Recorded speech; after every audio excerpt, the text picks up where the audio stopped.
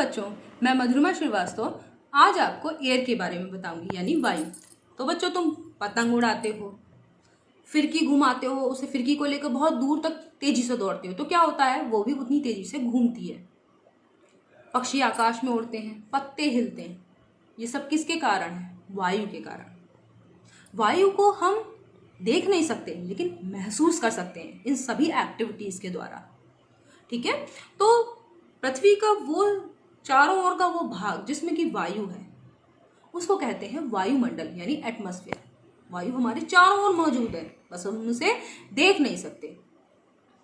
ठीक है, क्योंकि वायु क्या होती है, वो कलरलेस है, यानी उसमें कोई कलर नहीं होता, रंगहीन होती है, गंधहीन होती है, तो उसमें कोई स्मेल नहीं होती, और स्वादहीन होती है यानी टेस्टलेस, उसमें कोई टेस्ट नहीं होता, बस हम उसे फील कर सकते हैं।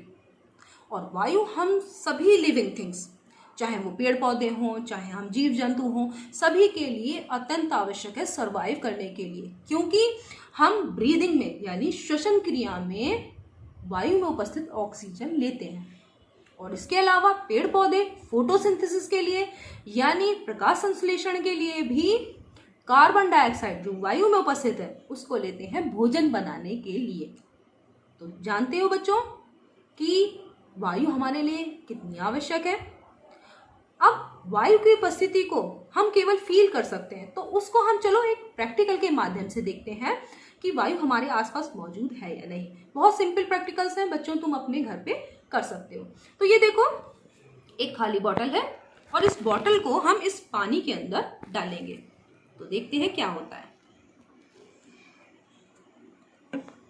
देखो बच्चों, हमने इस बॉटल को पानी के अंदर डाला जो कि खाली थी, लेकिन पानी इसके अंदर नहीं भरा, जबकि ये तो खाली थी। इसका मतलब ये बॉटल खाली नहीं थी, इसके अंदर कुछ भरा था, तभी तो इसके अंदर पानी नहीं भरा। और इसके अंदर क्या भरा था? वायु भरी हुई थी। इसी वजह से जब पूरी बॉटल भरी हुई है ऑलरेडी वायु से, तो इसके अंदर पानी कहां से जाएगा। अब हम क्या करते हैं, इसको तिरछा करते हैं बॉटल को, और देखो अब क्या हो रहा है। ये देखो बबल्स निकल रहे हैं, ये देखो बबल्स निकले और इसके अंदर वाटर आ गया। तो ये बबल्स किसके थे? ये थे एयर्स के बबल्स। ठीक है, और एयर के बबल्स यानी जो एयर थी वो बबल्स के रूप में यानी बुलबुलों के रूप में बाहर निकल गई, और जब बाहर निकली तो इस बॉटल के अंदर स्पेस हो गया, और इस स्पेस में क्या हो गया, ये पानी भर गया। ठीक है, उस स्पेस को भरने के लिए पानी इसके अंदर आ गया बॉटल के अंदर। तो इससे समझ में आता है कि इसके अंदर जब पानी नहीं था तो क्या था, केवल वायु। ठीक है, दूसरा प्रैक्टिकल से वायु की उपस्थिति को महसूस करते हैं। ये देखो, ये एक ड्रॉपर है और इस पे कुछ भी नहीं है, ये देखो। अब हम इस ड्रॉपर को इस पानी के अंदर प्रेस करेंगे, फिर क्या होता है, देखो, देखा, बबल्स निकले और पानी इसके अंदर भर गया। ये देखो पानी भरा है। तो वो बबल्स किसके थे? इसके अंदर पहले एयर भरी हुई थी इस ड्रॉपर में। जब हमने पानी के अंदर इसको प्रेस किया तो प्रेस करने से इस पर वायु पर, जो इसके अंदर एयर भरी हुई थी, उस पर प्रेशर पड़ा। प्रेशर की वजह से ये एयर जो है वो निकल गई बबल्स के रूप में, और इस जो ड्रॉपर है उसके अंदर स्पेस हो गया, स्थान बन गया, और उस स्थान को भरने के लिए पानी इसके अंदर चढ़ गया, पानी इसके अंदर आ गया। तो समझ में आया कि इसके अंदर क्या था, इसके अंदर और इस खाली बॉटल के अंदर दोनों में ही एयर थी। तो एयर की उपस्थिति तुमने प्रैक्टिकल से चेक कर ली।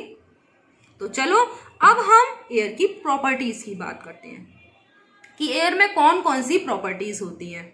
तो बच्चों, एयर में चूंकि ये एक मैटर है तो इसमें मैटर की सारी प्रॉपर्टीज होती हैं, और मैटर में भी वो कौन सी है, सॉलिड, लिक्विड और गैस में से कौन सा ये मैटर है, गैस।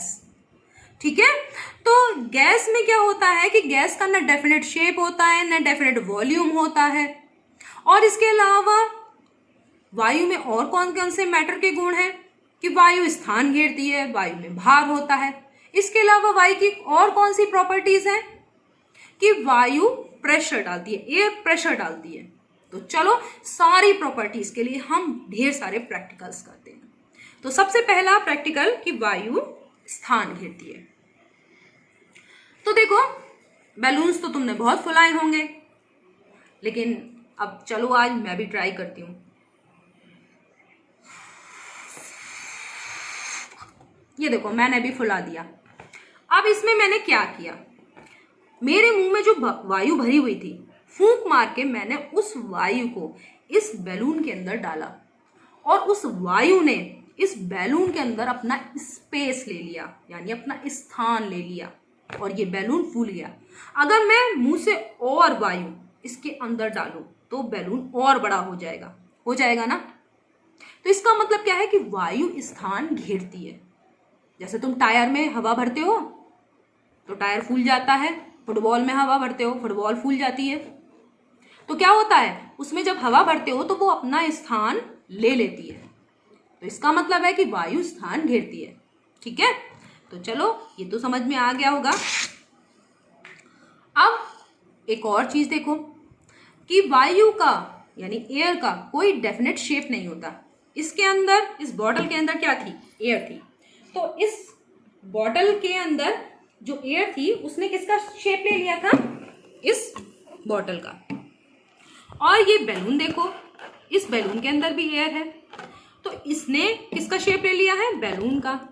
फुटबॉल के अंदर भरते हो फुटबॉल का शेप ले लेती है, टायर के अंदर भरते हो टायर का शेप ले लेती है। इसका मतलब क्या है कि एयर का भी, जैसे दूसरी गैसें होती हैं उनका डेफिनेट शेप नहीं होता, इसका भी कोई डेफिनेट शेप नहीं होता एयर का, और ना ही डेफिनेट वॉल्यूम होता है। क्योंकि जितनी भी गैसेस होती हैं वो एक्सपैंड करती हैं, फैलती हैं, प्रसार होता है, और जिस भी कंटेनर में भरी जाती हैं वो पूरा उसका स्पेस ऑक्यूपाई कर लेती हैं, यानी स्थान पूरा घेर लेती हैं।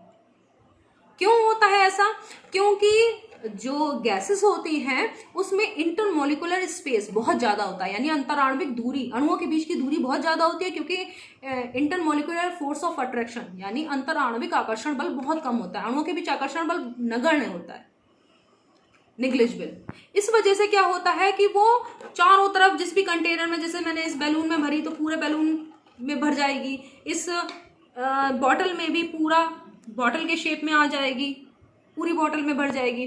तो इसलिए इस जो एयर है जिस भी कंटेनर में भरी जाती है उसी का वॉल्यूम उसका हो जाता है और वही शेप। तो न फिक्स्ड एयर का न फिक्स्ड वॉल्यूम है, न ही फिक्स्ड शेप, यानी आयतन और आकार निश्चित नहीं है। इसके अलावा जो वायु है वो दाब डालती है, यानी एयर प्रेशर डालती है। इसको हम प्रैक्टिकल से इसको भी देखेंगे। तो ये देखो, इस ग्लास में क्या भरा है, पानी, और अब हम इस पे एक गत्ता रखेंगे, रखा, और इसको हम हाथ में ले लेते हैं। इसको करते समय नीचे कुछ रख लेना, ठीक है। अब देखो, ये देखो, अब मैंने इसको हथेली से ऐसे दबा दिया, ठीक है, और मैं इसको उल्टा करती हूँ, किया उल्टा, और अब देखो, ये देखो मैंने हटा लिया, तब भी गत्ता नीचे नहीं गिर रहा, और फिर मैंने इसको ऊपर से पलट दिया। अब देख रहे हो कि गत्ता क्यों नहीं गिरा, क्योंकि इस गत्ते पे जो है वो नीचे से एयर जो है वो प्रेशर डाल रही थी, और इस वजह से गत्ता नहीं गिरा तो हमारा पानी भी नहीं गिरा। तो देखा कि एयर प्रेशर डालती है, यानी वायु जो है वो दाब डालती है। इसके अलावा क्या होता है, वायु में भार होता है। अब हम इसको एक इजी एक्सपेरिमेंट करके देखते हैं। तो चलो बच्चों,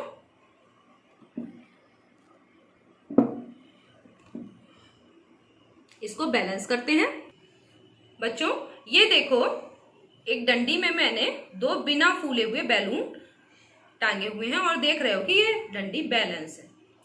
अब हम क्या करते हैं, एक जो बैलून जिधर बंधा हुआ है उसको हम एक फूले हुए बैलून से, जिसके अंदर एयर है, उससे रिप्लेस करते हैं, और तब देखते हैं कि क्या तब भी ये डंडी बैलेंस रहती है।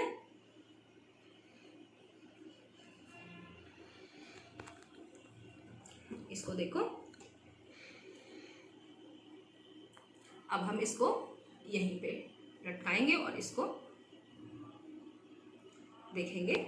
तो ये देख रहे हो बच्चों कि ये किस तरफ नीचे हो रही है जिस तरफ हमारा बैलून है। ये ऐसा क्यों हो रहा है कि नीचे हो रही है ये डंडी? ये इसलिए हो रही है क्योंकि इस बैलून में एयर भरी हो, और एयर में क्या होता है? भार। तो इस भार की वजह से ही, जो किसकी वजह से है ये भार, किस लिए ये डंडी नीचे क्यों जा रही है? क्योंकि इसमें एयर है, और एयर में क्या होता है? वेट। तो इस वजह से ये नीचे जा रही है। तो ठीक है, तो तुम्हें समझ में आ गया कि वायु में भार होता है। तो तुम ये सिंपल प्रैक्टिकल्स, बहुत सारे प्रैक्टिकल थे और तुमने देखा, अच्छा भी लगा होगा कि ये प्रैक्टिकल तुम घर में भी कर सकते हो, एयर की बहुत सारी प्रॉपर्टीज के बारे में जान सकते हो। तो देखा था कि वायु दाब भी डालती है, जैसे देखा था कि ये गत्ता जो है वो नीचे नहीं गिरा था। इसी तरह से बच्चों, हमारे शरीर के ऊपर भी जो वायुमंडलीय दाब है वो पता है 20 मीट्रिक टन के बराबर है, यानी 10 हाथियों के भार के बराबर हमारे ऊपर प्रेशर पड़ रहा है। लेकिन वो हम फील क्यों नहीं कर पा रहे? हम फील इसलिए नहीं कर पा रहे क्योंकि हमारे अंदर भी एयर है जो उसे बैलेंस करती है, और जिस वजह से हमें वो फील नहीं होता। तो बच्चों, आज तुमने एयर की बहुत सारी प्रॉपर्टीज के बारे में जान लिया होगा। नेक्स्ट वीडियोज में हम एयर की और प्रॉपर्टीज और उसकी यूटिलिटी के बारे में जानेंगे। धन्यवाद।